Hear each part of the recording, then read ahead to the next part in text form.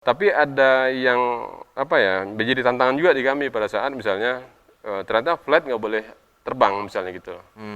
Sedangkan kami harus tetap mengirimkan pesanan-pesanan atau kiriman-kiriman dari Sumatera Barat ke daerah Jabodetabek. Kami berusaha semaksimal mungkin agar ekspektasi ini terpenuhi, Pak. Oke. Gitu ya.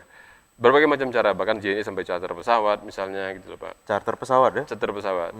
Manajemen praktis itu adalah ketika pimpinan jalan-jalan, kerjaan tetap jalan, Pak. Jadi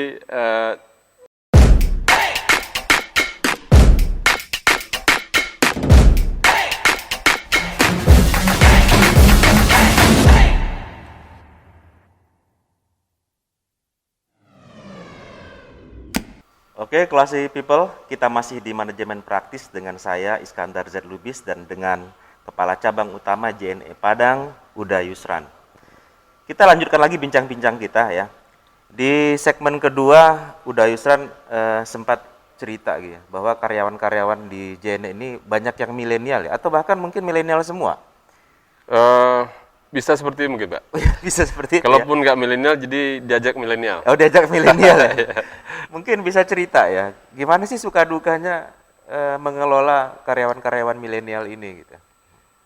Ya, milenial kan sukanya bebas, Pak ya. Bebas, oke. Bebas, terus juga menyampaikan aspirasi terbuka gitu ya. Iya, iya. Kalau kita feodal, mungkin agak tersinggung saya jadinya kayak gitu, Pak. Oh, gitu. Jadi saya harus menampung. Bahkan saya pikir itu hal positif gitu loh, Pak. Oke. Karena dengan keterbukaan itu kita jadi tahu kekurangan kita di mana, kita harus perbaiki yang mana gitu ya. Iya, iya, iya. Tentunya pada saat pengambilan keputusan tentu dari kita, gitu ya. Dan dengan memberikan pemahaman ke mereka, saya rasa banyak hal positif justru gitu, Pak. Nah, dari keseharian sendiri sebenarnya dari JNE sudah merespon itu, Pak.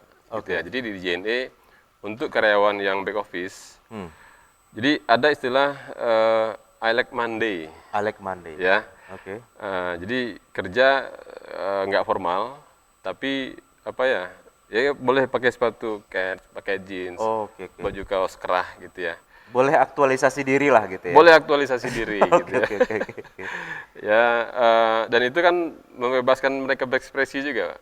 Itu setiap hari Senin aja. Setiap hari Senin. Hari Senin, oke. Gitu ya, setiap hari Senin. Tapi kan kalau di manajemen kantor pusat, saya pikir untuk manajerial ke atas rasanya kecuali Jumat gitu ya. Karena kalau Jumat itu pakai seragam JNE, gitu, Pak. Oke, jadi justru Uda Yusran melihatnya sebagai sebuah opportunity ya, punya karyawan-karyawan milenial ini karena mereka memang punya ide-ide segar gitu ya. Jadi malah memberikan tambahan referensi sebelum mengambil keputusan ya, kira-kira seperti itu ya. Betul, Pak, karena dia sangat senang searching ya. Iya, iya. Update-update informasi, digital marketing misalnya gitu ya. Iya, iya. Rasanya banyak tertinggal jauh juga kalau yang kolonial gitu. Oh, gitu ya. Kalau milenial dia kan cepat banget gitu ya. Iya. Informasinya cepat banget. Artinya Uda Yusran juga bisa menempatkan diri ya, sehingga mereka juga tidak merasa ada hambatan untuk mengkomunikasikan atau memberikan usulan atau bahkan mungkin mengkritik ya. Alhamdulillah seperti begitu, Pak. Karena waktu saya baru ada berapa kali terima karyawan gitu ya. Pas saya ketemu di bawah, Bang, misi Bang katanya gitu. Oh, ya. sip. Pas ketemu di atas, ternyata bukan Abang. Udah nggak apa-apa, panggil Abang aja saya gitu. Keren. Ya. Gitu. Oke ya, jadi kita tahu saat ini masa pandemi ini ya, hampir semua bisnis rasanya terdampak ya. Jadi saya yakin tidak terkecuali juga bisnis ekspedisi, ya, termasuk JNE tentunya gitu ya. Uda Yusran bisa cerita nggak, seperti apa sih dampak pandemi kepada JNE gitu? Ya, pandemi ini kan udah berulang tahun, Pak ya. Udah setahun lebih. Udah setahun lebih. Jadi sebenarnya di awal pandemi, justru kami cukup tumbuhnya tinggi, gitu, Pak. Grafik pertumbuhan cukup drastis tinggi gitu ya. Karena seingat saya sih waktu PSBB di Jakarta, di Jabodetabek gitu ya. Iya. Itu kan karakter orang Minang ini kan perantau. Iya. Pak. Jadi pada saat PSBB dia nggak boleh kemana-mana, akhirnya dari saudara-saudaranya di Sumatera Barat kirim-kiriman gitu Pak, kirim-kirim makanan ke Jabodetabek. Nah dari situ kami menerima dampak positifnya gitu loh Pak, Oke. gitu ya. Tapi ada yang apa ya, menjadi tantangan juga di kami pada saat misalnya ternyata flight nggak boleh terbang misalnya gitu. Sedangkan kami harus tetap mengirimkan pesanan-pesanan atau kiriman-kiriman dari Sumatera Barat ke daerah Jabodetabek. Kami berusaha semaksimal mungkin agar ekspektasi ini terpenuhi, Pak. Oke. Gitu ya. Berbagai macam cara, bahkan JNE sampai charter pesawat misalnya gitu loh, Pak. Charter pesawat ya? Charter pesawat. Dan alhamdulillah apa ya, nggak begitu banyak komplain yang muncul. Gitu ya. Ada 1-2 tapi mereka akhirnya ketika kita kasih pemahaman, mereka paham bahwa kondisinya begini, pesawat memang nggak boleh terbang dan segala macam itu mereka paham. Gitu. Tapi setelah setahun pandemi ini kesininya agak berasa nih Pak. Ya, saya nggak tahu apakah ini Berasa dalam arti agak tumbuhnya agak menahan gitu loh Pak. oke. Gitu ya. Entah dari retailnya misalnya gitu. Tapi kalau barang innya sih tetap tumbuh. Cuman yang outnya, yang dari sumber keluar agak tertahan. Saya nggak tahu apakah ini karena dampak dari ekonomi misalnya gitu ya. Oke. Tapi mudah-mudahan ini bisa cepat selesai Pak. Jadi kita bisa bebas dan nggak ada lagi pengurangan flight misalnya. Iya. Sudah normal semua. Jadi kami pun bisa terus membantu masyarakat, terutama customer JNE, agar ketika mereka mempercayakan ke JNE kami bisa penuhi. Ya, bisa cepat sampai sesuai dengan estimasi. Oke, tadi kan udah Yusran sampaikan bahwa di awal-awal itu terjadi pertumbuhan yang luar biasa ya. Ya. Ya. Artinya demand meningkat drastis. Ya. Namun sekarang mulai terasa mulai berkurang ya. Ya. Artinya growth-nya berkurang gitu ya. Tumbuhnya berkurang. Itu kalau menurut Yusran tadi di samping disinggung tadi mungkin bisa faktor ekonomi masyarakat, oke. Ada hal yang lain nggak? Apakah mungkin kompetitor jadi bertambah atau bagaimana gitu? Bisa jadi Pak. Karena memang persaingan usaha sejenis cukup cukup ketat sekarang. Iya. Kita sama-sama lihat sangat banyak yang bermunculan. Tapi bagi saya itu jadi satu yang positif Pak. Positif dalam artian kami harus terus melakukan perbaikan agar kami tetap menjadi pilihan utama oleh customer. Artinya kan kami digangguin berarti Pak. Ya, kami sebagai perusahaan yang sudah cukup mapan dalam segi usia, mudah-mudahan dapat terus memenuhi kebutuhan customer lah. Oke. Ya, kami perbaiki dari segi komunikasi si karyawan misalnya gitu ya. Bahkan sampai gestur tubuh gitu ya, pada saat mereka komunikasi dengan customer pun kita coba kasih edukasi. Oke. Gitu Pak. Artinya kan kita menyadari bahwa kompetitor kita bertambah nih ya sekarang ya seperti itu. Dan tentu saja butuh kelincahan dari JNE untuk menyikapinya. Dan kembali lagi perlu ada internalisasi ya kepada karyawan. Betul. Nah, apa yang udah Yusran lakukan? Mengkomunikasikannya seperti apa nih? Oke, ini kondisinya sekarang penuh tantangan lagi nih gitu ya. Kalau sebelumnya growth kita cukup tinggi, sekarang malah agak tersendat gitu. Seperti apa mengkomunikasikannya kepada karyawan yang banyak ini?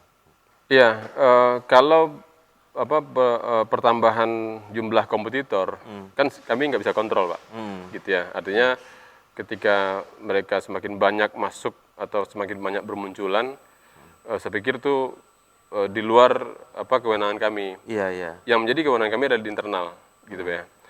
Dari rekrutmen misalnya, pada saat kita rekrutmen kita sudah sampaikan jelas ke mereka bahwa ketika gabung ke JNE ini loh yang kami mau gitu loh Pak. Jadi bukan yang mereka mau gitu ya, tapi ini loh yang JNE mau, siap atau tidak gitu ya. Rasanya kalau untuk rekrut itu bisa lebih mudah. Yang agak berat itu sebenarnya yang sudah existing Pak. Ya, tapi tetap dengan tahapan-tahapan yang kami buat sampai dengan titik ya sudah berarti nggak bisa gitulah. Akhirnya manajemen mau nggak mau, tega nggak tega, mereka harus nggak berada di JNE, Iya, iya. gitu Pak. Artinya perubahan eksternal yang luar biasa ini memang mau nggak mau perlu adaptasi ya, atau penyesuaian di internal ya. Ya. Tetap akan terus seperti itu ya. Oke. Betul Pak. Oke, menarik sekali ya diskusi kita dengan Uda Yusran ini ya. Mulai dari pengalaman beliau, lalu kemudian nilai-nilai yang beliau anut dan juga perusahaannya anut, dan bagaimana juga melakukan improvement di cabang Padang ya, dan juga sampai yang terkini bagaimana menyikapi pandemi ini dengan karyawan-karyawannya yang mayoritas adalah milenial ini gitu.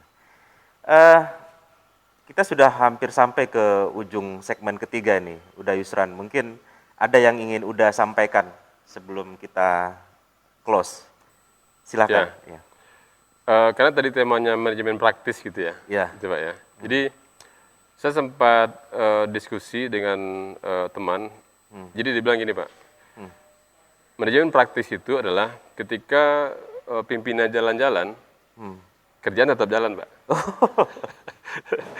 Jadi harapannya nggak ditangkap negatif gitu Pak, Oh, ya, gitu tapi ya, positif gitu ya. Artinya, wah enak banget tuh pimpinan jalan-jalan, tetap jalan. Tapi kan kita butuh usaha untuk bentuk sampai titik itu. Iya, iya, Gitu loh. Artinya pada saat dalam kondisi apapun, kita sudah membentuk struktur, Iya, tim, iya, yang sudah paham dengan job desk-nya sendiri, iya, iya, ya sudah, berarti kita bisa memikirkan yang lain lah gitu loh Pak. iya, iya. Gitu loh. Sistemnya udah terbentuk gitu ya. Sistem sudah terbentuk. Oke, semua tetap akan jalan ya, walaupun tidak ditongkrongi terus-menerus gitu ya. Betul Pak. Oke, classy people. Demikian tadi bincang-bincang kita dengan Uda Yusran ya, Kepala Cabang Utama JNE Padang. Banyak sekali pelajaran-pelajaran yang kita serap dari diskusi dengan beliau. Mulai dari perjuangan beliau sejak remaja ya, untuk hidup yang lebih baik ya, dan juga bagaimana beliau meningkatkan kompetensinya sehingga pantas untuk mencapai kesuksesan yang lebih tinggi gitu. Dan akhirnya melakukan perubahan yang cukup signifikan ya, menuju lebih baik untuk JNE Cabang Utama Padang. Semoga beliau akan semakin terus sukses ya. Amin. Dan semoga ini menginspirasi kita semua ya. Mudah-mudahan, amin Pak. Classy people ya, diskusi yang menarik ini bisa terselenggara atas support dari Daima Hotel ya, yang telah memfasilitasi kita tempat yang luar biasa nyaman ini. Gitu. Semoga semuanya tetap sukses ya. Oke, classy people, saya selalu mengingatkan jangan lupa subscribe, like, komen, dan share. Dan pantau terus Manajemen Praktis with Iskandar Z. Lubis, just make it simple. Simple. Assalamualaikum warahmatullahi wabarakatuh.